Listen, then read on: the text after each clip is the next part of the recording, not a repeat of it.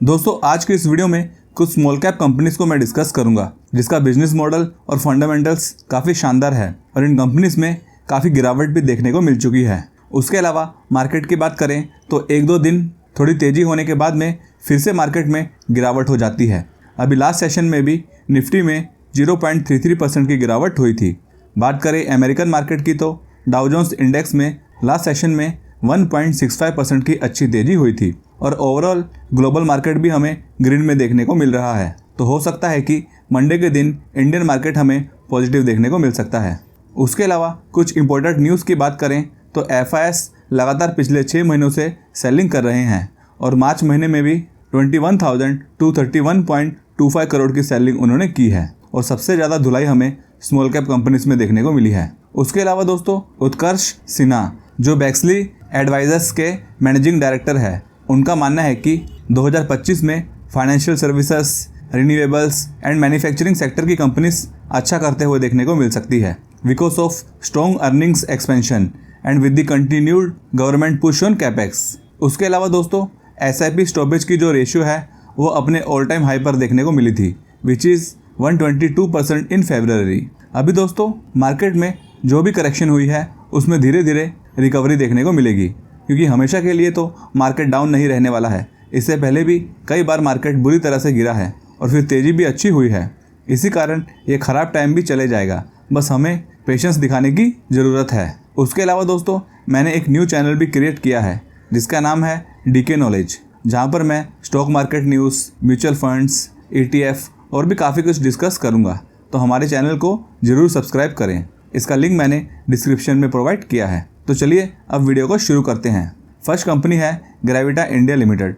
दोस्तों ये company one of the largest lead producer है इंडिया की, जिन्होंने बिजनेस की शुरुआत ईयर 1992 से की थी। Used batteries, cable scrap, lead scrap, aluminium scrap, plastic scrap और भी काफ़ी चीज़ों में इस कंपनी का एक्सपर्टीज़ है और इनका बिजनेस एक्सपेंशन के ऊपर भी काफ़ी अच्छा फोकस है, जैसे कि new recycling verticals like lithium ion, steel and paper, aiming for a 50% contribution from value added products and 30% non lead business by 2028। और कंपनी अपनी कैपेसिटी भी इंक्रीज कर रही है to over 5 lakh metric tons per annum by FY27।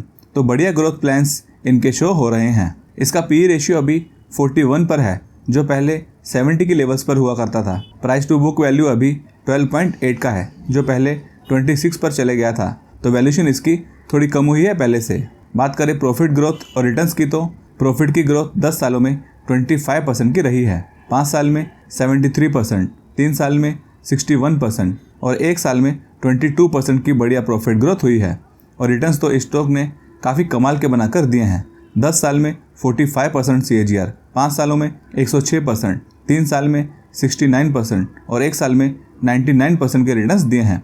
Market इतना correct होने के बावजूद भी 1 साल के रिटर्न्स इसके काफ़ी सॉलिड दिख रहे हैं और 5 सालों में तो इस कंपनी ने 2 लाख का इन्वेस्टमेंट 75 लाख कर दिया है जो काफ़ी बड़े रिटर्न्स होते हैं। तो दोस्तों सही कंपनी में इन्वेस्ट करके उसे लंबे समय के लिए होल्ड करने के काफ़ी शानदार बेनिफिट मिलते हैं। दोस्तों इस कंपनी ने 2700 का 52 वीक हाई बनाया था और वहाँ से इसमें मोर देन 30% की करेक्शन देखने को मिली थी। बात करें शेयर होल्डिंग की तो प्रोमोटर्स ने इसमें अपना काफ़ी स्टेक ट्रिम किया था। 63.37% से होल्डिंग्स 59.27% कर दी थी और वही स्टेक FIS, DS और पब्लिक के पास में आते हुए देखने को मिला है, जो कि FIS, DS और पब्लिक ने अपना स्टेक कंपनी में बढ़ा दिया है जो एक प्लस पॉइंट है। सेकंड कंपनी है सफारी इंडस्ट्रीज इंडिया लिमिटेड। ये भी एक काफ़ी बढ़िया कंपनी है जो लगेज एंड लगेज एसेसरीज के बिजनेस में प्रोमिनेंट प्लेयर है और इनका हर महीने 4 न्यू रिटेल साइट्स ओपन करने का प्लान है to boost profitability and operational efficiency. दोस्तों Q3 में कंपनी की सेल्स में अच्छा जंप हुआ था। 388 करोड़ से सेल्स बढ़कर 443 करोड़ की सेल्स हुई थी, लेकिन ऑपरेटिंग प्रॉफिट मार्जिन पर इसके काफ़ी असर हुआ था। 18% से मार्जिन कम होकर 11% के देखने को मिले थे। इसी कारण net profit year on year 43 crore से कम होकर 31 करोड़ के हुए थे, लेकिन लॉन्ग टर्म में इनकी प्रॉफिट में काफ़ी अच्छी ग्रोथ देखने को मिली है और रिटर्न्स भी 10 साल, 5 साल और 3 सालों में इस कंपनी ने कमाल के बनाकर दिए हैं। बात करें वैल्यूशन की तो PE रेशियो इसका अभी 65 पर है और प्राइस टू बुक वैल्यू 11 पर है जो पहले 23 पर थी। उसके अलावा FIS और DS ने इस कंपनी में अपनी होल्डिंग्स को इंक्रीज किया था। FIS ने 12.24% से 12.26% किया था और DIS ने 22.73% से 23.97% कर दिया था और ये स्टॉक अपने हाई से अराउंड 27% तक करेक्ट हो गया था। थर्ड कंपनी है आज़ाद इंजीनियरिंग लिमिटेड। दोस्तों एक पावरफुल कंपनी है जो ईयर 1983 से बिजनेस कर रही है। ये company aerospace components and turbines की मैन्युफैक्चरिंग का काम करती है for original equipment manufacturers in the aerospace, energy, defence and oil and gas industries, जिसका काफ़ी स्ट्रॉन्ग ऑर्डर बुक देखने को मिलेगा जो कि 5,500 करोड़ का इसका ऑर्डर बुक है। और रिसेंटली इस कंपनी को 960 करोड़ का ऑर्डर मिला था फ्रॉम GE वर्नोवा और 700 करोड़ की डील हुई थी विद मित्सुबिशी हेवी इंडस्ट्रीज। तो काफ़ी बढ़िया ऑर्डर्स इस कंपनी के दिखाई दे रहे हैं। उसके अलावा दोस्तों इस कंपनी की सेल्स और प्रॉफिट की बात करें तो हर क्वार्टर कंपनी की सेल्स लगातार हमें इंक्रीज होते हुए देखने को मिल रही है। उसके साथ में नेट प्रॉफिट में भी हर क्वार्टर अच्छा जंप देखने को मिला है और इनके Q3 के भी net profit year on year 17 crore से बढ़कर 24 करोड़ के हुए थे। और बात करें शेयर होल्डिंग की तो प्रोमोटर्स का इस कंपनी में स्टेक हमें ट्रिम होते हुए देखने को मिला है।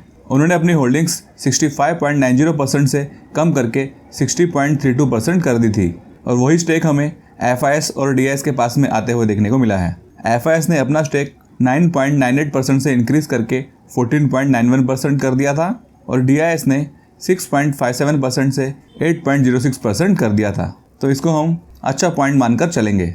और बात करें इसकी वैल्यूशन की तो PE इस कंपनी का अभी भी 108 पर देखने को मिलेगा क्योंकि शुरू से ही इस कंपनी की वैल्यूशन मार्केट ने काफ़ी हाई रखी है। लगभग 160 के PE पर यह स्टॉक चले गया था जो अभी 108 पर आ चुका है और प्राइस टू बुक वैल्यू भी पहले इसकी 18 पर थी जो अभी 11.1 पर आ चुकी है। बाकी पाइट्रोस का स्कोर इसका 6 का है। दोस्तों स्टॉक ने जून 2024 में अपना 52 वीक हाई बनाया था और वहां से स्टॉक 35% तक करेक्ट हो गया था। तो इस कंपनी का बिजनेस फंडामेंटल्स सब बढ़िया देखने को मिलता है, बस वैल्यूशन अभी भी थोड़ी सी हाई है। नेक्स्ट कंपनी है टाइम टेक्नोप्लास्ट लिमिटेड। ये भी एक एक्सेलेंट कंपनी में से एक है जिसके पास में 55% से भी ज़्यादा मार्केट शेयर है इन दी डोमेस्टिक इंडस्ट्रियल पैकेजिंग सेगमेंट। इसके अलावा भी इस कंपनी के पास में काफ़ी सारे कम्पिटिटिव एडवांटेज है, जैसे कि ये कंपनी लार्जेस्ट मैन्युफैक्चरर है in large size plastic drums और सेकंड लार्जेस्ट मैन्युफैक्चरर है इन कंपोजिट सिलेंडर्स और थर्ड लार्जेस्ट मैन्युफैक्चरर है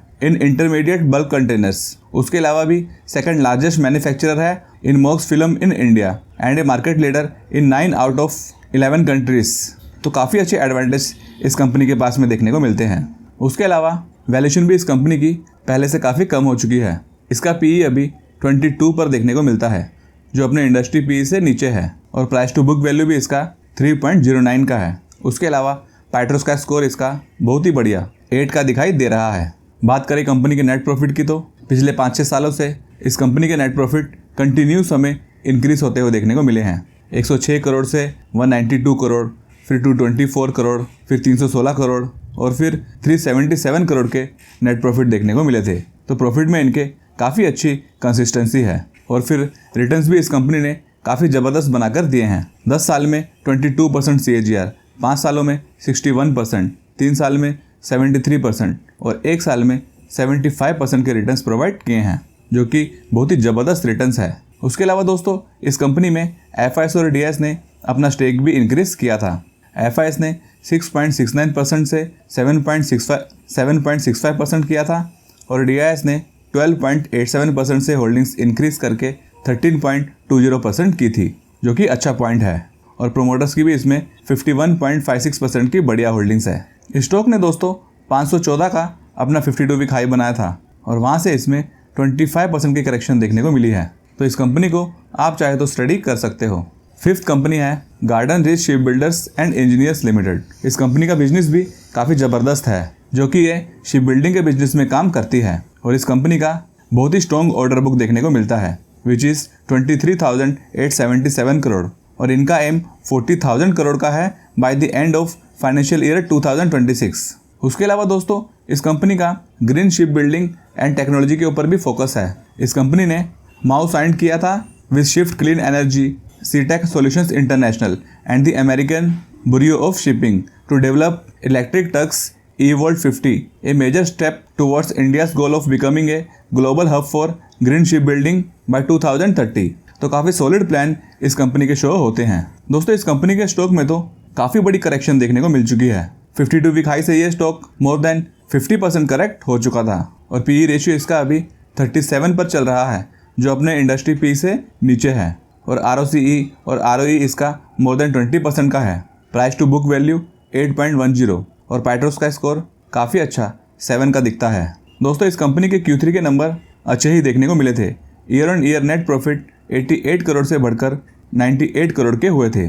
उसके अलावा इस कंपनी ने रिटर्न्स भी काफ़ी शानदार प्रोवाइड किए हैं। आप देख सकते हो कि 5 साल में 59% CAGR, 3 साल में 78% और 1 साल में 71% के रिटर्न्स प्रोवाइड किए हैं।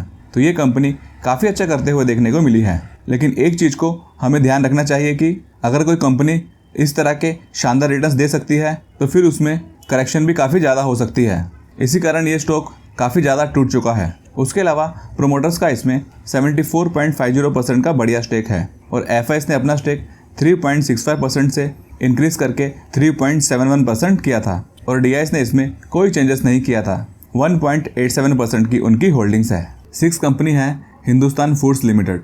दोस्तों ये company various types of FMCG products manufacturing करती है, like food, home care, personal care, beverages and many more. उसके अलावा ये कंपनी अपनी मैन्युफैक्चरिंग कैपेसिटी को भी एक्सपांड कर रही है नासिक में और आइसक्रीम के बिजनेस को भी ये तेज़ी से एक्सपांड कर रही है। And this company is expanding it's beverages plant in Mysuru. और फिर sports shoes and various other products पर कंपनी का काफ़ी अच्छा फोकस है। उसके अलावा 2021 में इस कंपनी का PE रेशियो 157 पर हुआ करता था, जो अभी कम होकर 60 पर आ गया है और प्राइस टू बुक वैल्यू भी 2021 में 25 पर था, जो अभी 8.69 पर है। दोस्तों Q3 में इनके profit year on year 22 crore से बढ़कर 29 करोड़ के हुए थे और क्वार्टर ऑन क्वार्टर बेसिस पर भी प्रॉफिट में जंप हुआ था। दोस्तों इस कंपनी का स्टॉक अपने हाई लेवल से 25% तक करेक्ट हो गया था। अभी इस कंपनी का शेयर होल्डिंग पैटर्न भी चेक कर लेते हैं। प्रोमोटर्स का इसमें 62.22% का काफ़ी बढ़िया स्टेक है और FIS ने अपनी होल्डिंग्स इसमें 3.39% से बढ़ाकर 5.45% कर दी थी और DIS ने भी अपना स्टेक 13.79% से 14.06% कर दिया था, जो अच्छी बात है कंपनी के लिए। तो दोस्तों जितनी कंपनीज को हमने डिस्कस किया है उनमें से मैक्सिमम कंपनीज में FIS और DIS का स्टेक बढ़ते हुए देखने को मिला है, जिसे अच्छा माना जाता है। तो दोस्तों आज की वीडियो में इतना ही। वीडियो को लाइक कीजिए और हमारे न्यू चैनल DK नॉलेज को भी सब्सक्राइब करना ना भूलें, जिसका लिंक आपको डिस्क्रिप्शन में मिल जाएगा। Thanks for watching this video.